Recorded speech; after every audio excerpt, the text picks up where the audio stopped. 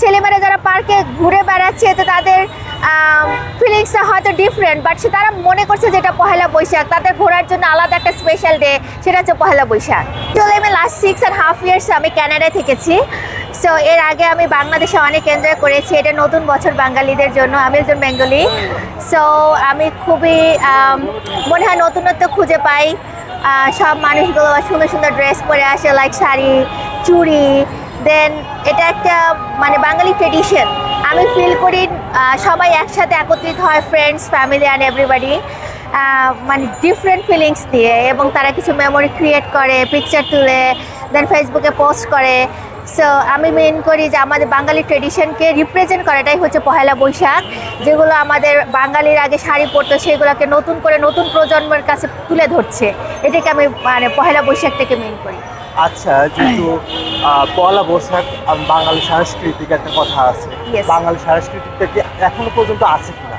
অবশ্যই আছে। আমি বাংলাদেশে দেখছি যে এরা খুব ভালোভাবে উদযাপন করে, এবং ক্যানাডা বলেন, আমেরিকা বলেন, আমরা এই বাঙালি আর যে পয়লা বৈশাখটা মানে উদযাপন করার জন্য আমরা অনেক দীর্ঘ সময় ধরে আমরা অপেক্ষা করে থাকি। আমরা শাড়ি ম্যানেজ করি, আমরা বাংলাদেশ থেকে শাড়ি অর্ডার করি। হ্যাঁ, আমরা মানে ডেফিনেটলি আমরা মানে এটার ফিলিংস আসলে ডিফারেন্ট।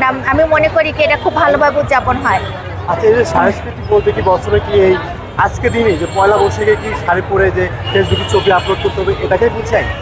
Not like that. এটা হচ্ছে যে লাল সাদা শাড়ি, এটা শুধুমাত্র পহেলা বৈশাখের জন্যই এটা মনে করা হয়।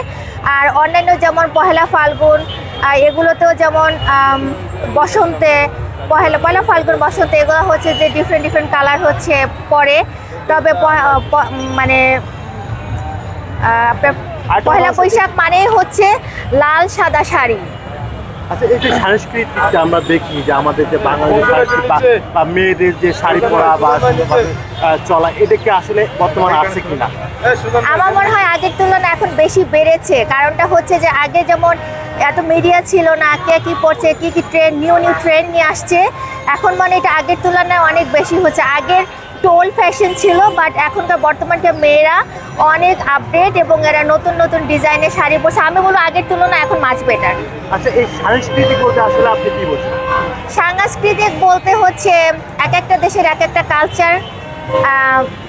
কালচার এদের মানে প্রেজেন্ট করে কালচারটা বেসিক্যালি, যে তারা কি করছে, ডেইলি অ্যাক্টিভিটিসগুলো। যেমন শাড়িটা, এটা আমাদের ট্রেডিশনাল কস্টিউম, রাইট? সো যেমন আমার হাত পাখা, তো এই হাত পাখাটা কী করছে, আগের দিনে যেমন ইলেকট্রিসিটি ছিল না, তখন হাত পাখায় মানে তখনকার ইউজ করতো। তো এখন ওই জিনিসটাকে ধরে রাখার জন্য মানে এটাই আমাদের বাংলার ঐতিহ্য, আমি এটাকে সাংস্কৃতিক হিসাবে আমি মেনে নিব। আচ্ছা, আজকের দিনে তো মনে করেন যে শাড়ি পরে ঘুরে বেড়ানো, আমরা দেখেছি আজকের দিনে পয়লা বৈশাখে বিভিন্ন পার্কে মেয়েরা বা ছেলেরা বা বিভিন্ন জায়গায় যাচ্ছে, তাদের উদ্দেশ্যে আসলে সেটাকে আসলে সাংস্কৃতিক ভিতর পড়ে কিনা? আমি বলবো যে অবভিয়াসলি সেটা সাংস্কৃতিকের মধ্যে পড়ে। আমি ফার্স্টলি আমি বলেছি যে আমি লাস্ট 6.5 ইয়ার্স আমি ক্যানাডাতে ছিলাম। অনেক হট আমার জন্য বাংলাদেশ, তবুও হচ্ছে আমি ঈদ এবং হচ্ছে পয়লা বৈশাখকে সামনে রেখে আমি এসেছি যে আমি পয়লা বৈশাখটাকে হচ্ছে মানে আমি খুব এনজয় করবো পয়লা বৈশাখে। আমি শাড়ি কিনেছি, আমার ফ্রেন্ডের সাথে ঘুরে বেড়াচ্ছি, মানে পয়লা বৈশাখ আমি ফিল করছি।